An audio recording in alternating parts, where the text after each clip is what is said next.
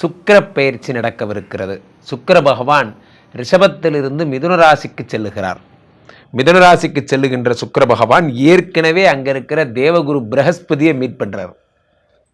சும்மா இல்லை சார், தேவகுரு பிரகஸ்பதியும் அசுரகுரு சுக்கராச்சாரியாருமாக இணைந்து புதனுடைய வீட்டிலே அருள் பாலிக்க போகிறார்கள். புதன் ஒரு சுபக்கிரகம்.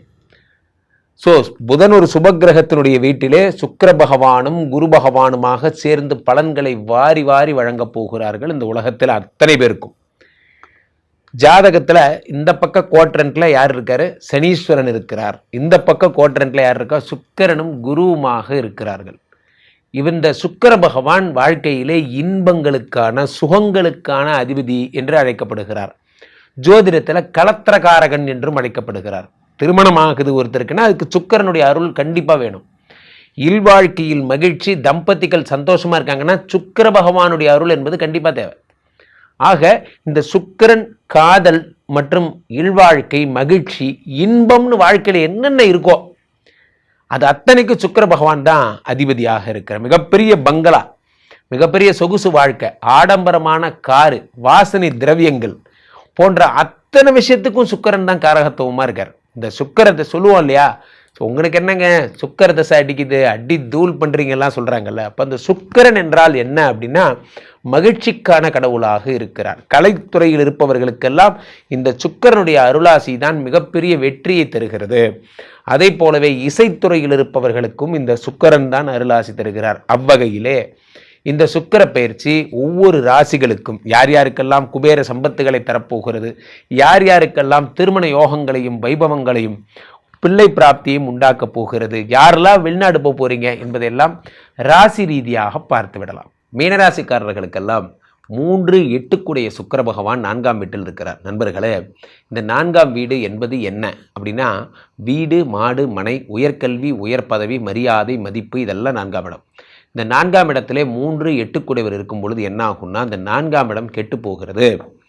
4ஆம் இடம் என்பது கெட்டு போகிறது. 4ஆம் இடம் என்பது என்ன அப்படின்னா உங்களுடைய ப்ரமோஷன் சம்பந்தப்பட்ட விஷயங்கள். ப்ரமோஷன் சம்பந்தப்பட்ட விஷயங்களில் இந்த 8 சுக்கிர பகவான் வரும் பொழுது ப்ரமோஷன் தருவதற்கான எல்லா விஷயங்களும் கெட்டு போகிறது. வாழ்க்கையிலே நண்பர்களே, இந்த ப்ரமோஷன் என்பது என்ன? சில பேர் பார்த்தீங்கன்னா கம்பெனியில் ரொம்ப நாளாக காத்திருப்பாங்க சார், கம்பெனியில் ரொம்ப நாளாக காத்திருப்பாங்க, ஆனால் அவங்களுக்கு ப்ரமோஷன் கிடைக்கவே கிடைக்காது. நேற்று ஒருத்தர் கொடுத்துருவாங்க. காரணம் என்ன அப்படின்னு பார்த்தோன்னா young blood sir, young blood sir. நிறைய நேரங்களில் நான் கம்பெனியில் சீனியாரிட்டியுடைய முக்கியத்துவத்தை நான் உணர்த்திக்கிட்டே நிறைய வீடியோக்களில் சொல்லியிருக்கேன். நிறைய கம்பெனி இதை பார்க்குறவங்கலாம் புரிஞ்சுக்கோங்க. நிறைய கம்பெனியில் என்ன பண்ணுறாங்க, சீனியர்ஸ்க்கு பலன்களை உங்களுக்கு தரக்கூடிய முக்கியத்துவத்தை கம்மி பண்ணிவிட்டு இது அவர் ஃப்ளஷ் பிளட்டு சார் 8:30 வரைக்கும் இருப்பார், உங்களுக்கு என்ன காலேஜ் போகிற பையன் இருக்கான், நீங்கள் 6 மணியாக நான் போயிடுவீங்க என்று சொல்கிறார்கள். பழைய நிறைய ஐஎஸ்ஓ ஆடிட்டு, கியூஎஸ் ஆடிட்டு, டிபிஎம் ஆடிட், டிக்யூஎம் ஆடிட் எல்லாமே அவருக்கு தெரியும். பழைய ஆடிட்டர் யாராவது வந்தாங்கன்னா, வணக்கம் சரவணகுமார் எப்படி இருக்கீங்க, இவர் தான் உங்களுடைய டீம் மெம்பர், அவர் தான் சீனியர், நீங்கள் தான் டீம் லீடர், நீங்கள் பேசணும்னு அவசியம் இல்லை, சரவணகுமாரே ஹேண்டில் பண்ணுவார். அவர் என்ன பண்ணுறாரு, வணக்கம் சார், என்ன போன தடவையே டாக்குமெண்ட்லாம் கொடுக்குறேன், நீங்கள் கொடுக்கவே இல்லை, என்ன உங்கள் டீம் லீடர் கேட்குறதே இல்லையா? இல்லை சார், நீங்கள் பார்த்து செய்யுங்க சார், இது நீங்கள் அவரே பேசி கன்வின்ஸ் பண்ணி ஓகே பண்ணிடுவார்.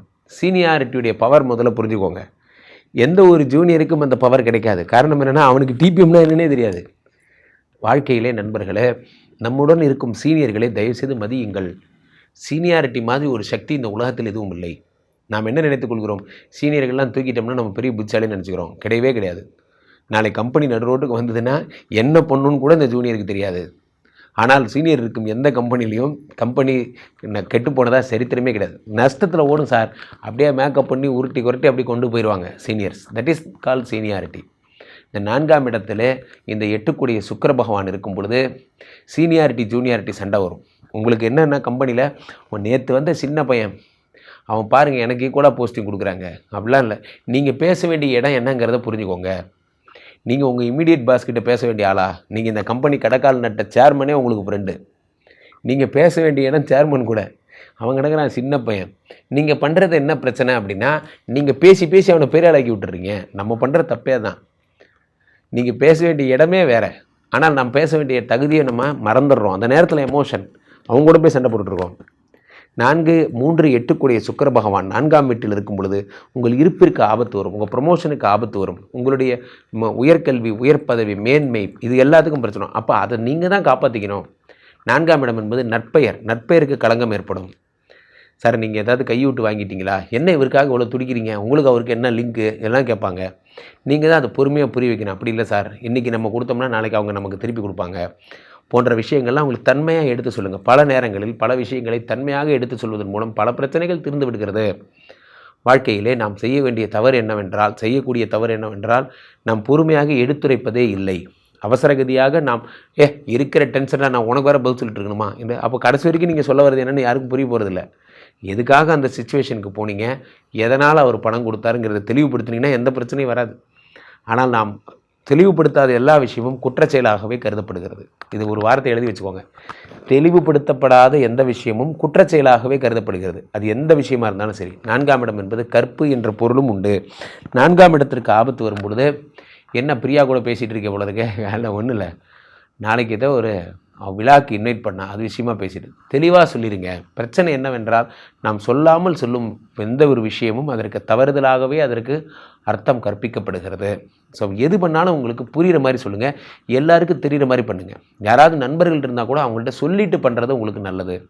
அப்போ தான் உங்கள் மேலே கெட்ட பேருங்கிறது வராமல் இருக்கும். நாளைக்கு அவங்களுக்காக ஒரு புதிய செய்தி தரும்போது அது ஒரு அதிர்ச்சி செய்தியாக தான் அவங்களுக்கு இருக்கும். என்கிட்ட சொல்லவே இல்லை, நீங்கள் என்ன பண்ணுறீங்களோ யாருக்கு தெரியும், வர வர நீங்கள் என்ன பண்ணுறீங்கன்னு யாருக்குமே தெரில. அந்த பேச்சு அதிகமாக அதிகமாக அதிகமாக வர வர நீங்கள் என்ன பண்ணுறதுன்னு தெரில, வர வர நீங்கள் என்ன பண்ணுறீங்கன்னே தெரில. இது அப்படியே ஒரு இமேஜாகவே மாறிடும். நாளுக்குடையவர் சுக்கிர பகவான் உங்களுக்கு 4ஆம் இடத்தில் இருக்கும் பொழுது உங்களுடைய நிலைத்தன்மையை ரொம்ப பத்திரமாக பார்த்துக்கணும். உங்கள் பேர் கெடாமல், உங்களுடைய கற்பு சம்மந்தப்பட்ட விஷயங்கள் கெடாமல், அதே மாதிரி உங்கள் ப்ரொமோஷன், உங்களோட கம்ஃபர்டபிலிட்டி கெடாமல். Senior is always senior. Senior பேச்சு ஒன் வே. இதில் நீங்கள் உறுதியாக இருங்க. அதை நீங்கள் தான் காப்பாற்றிக்கணும். அது போராடி கிடைக்கும் பதவி அல்ல, நீங்கள் ஒரு உரிமையாக எடுத்துக்கொள்ளும் பதவி என்பதை நீங்கள் அது தயவுசெய்து புரிஞ்சுக்கோங்க. ஸோ இது பல விஷயங்கள் நான் ஜாதகத்தில் பார்க்கறதுனால சொல்கிறேன், பல குடும்பங்களை சந்திக்கிறதுனால சொல்கிறேன். இந்த 4ஆம் இடம் கெடும்போது ஒருத்தருடைய பொறுமை என்பது கெட்டு போய் விடுகிறது. தட்டா முட்டான்னு கத்துவாங்க, பார்த்தீங்கன்னா எதுவுமே நடக்காது. இந்த 4ஆம் இடம் கெடும் பொழுது தன்னுடைய அந்த பொறுமை, பேஷன்ஸ் என்பது போய்விடும். கம்ஃபர்டபுள் ஜோனை இவங்களே கெடுத்துப்பாங்க. அவங்க அமைதியாக இருந்திருக்கும். நீலாம் கஸ்டமர் கேரில் இருக்காத, நீ என்ன இவ்வளோ கோவப்படுற, நீ இனிமேல் ஷாப்பில் உள்ளதுன்னு நம்ம பாஸே நம்மளை தூக்கி வெளியே போட்டுருவார். அழகாக கஸ்டமர் கேரில் ஏச்சி போட்டு சோப்பாவில் உட்காந்துருந்தீங்க, இப்போ தூக்கி வெளியே போட்டார். இப்போது ஷாப்ளோரில் நிற்கணும். நாமளே நம்மளோட அந்த ஒரு நிமிட கோவத்தினால நம்ம இழந்தது என்ன, சம்பாதிச்சது என்ன, நம்மளோட கம்ஃபர்டபுள் ஜோனை நம்மளே கெடுத்துக்கிறோம். பொறுமையாக பேச கற்றுக்கொள்ளுங்கள். ஏன்னா அவர் 3 8 கூடையவர் 4ஆம் வீட்டில் இருக்கும் பொழுது என்ன போய் இப்படி சொல்லிட்டியா, நான் யார் தெரியுமா என்பதை காட்டுவதற்காக ஒரு ஸ்டண்ட் பண்ணுவீங்க. இப்போ பார்க்குறேன், நான் நிறுத்தி காட்டுறேன், உடனே கம்பெனி நிறுத்திடுவீங்க. இன்னும் சேர்மெண்ட்டை உங்கள் பேர் தான் கிடப்போகுது. ரைட்ரா, உங்கள் 2 பேர் சண்டையில் நீ கம்பெனி நிறுத்திடுவே நீ என்று சொல்லி, இது என்ன பிரச்சனைன்னா இன்னும் உங்கள் மேலே கிரைம் ரேட் ஏறிட்டே போகுது. அந்த ஒரு நேரம் எமோஷன் பல பேரை பார்த்துருக்கேன் சார். ஒன்றுமே இல்லாத ஒரு சண்டை, இந்த சண்டையில் என் பலத்தை காட்டுறேன்னு இன்னும் பேருக்கு எடுத்துப்பாங்க. கடைசியாக வார்னிங் லெட்டர் வாங்கிட்டு போகிறது நீங்கள் தான். அப்போ நான் அந்த 3 8 கூடிய 4ஆம் வீட்டில் இருக்கும் பொழுது ஒரு காரியத்தை செய்யணும், அது எவ்வளோ டேலண்ட்டாக செய்றீங்கிறது தான் முக்கியமே தவிர எமோஷனுக்கு இங்கே வேலை இல்லை.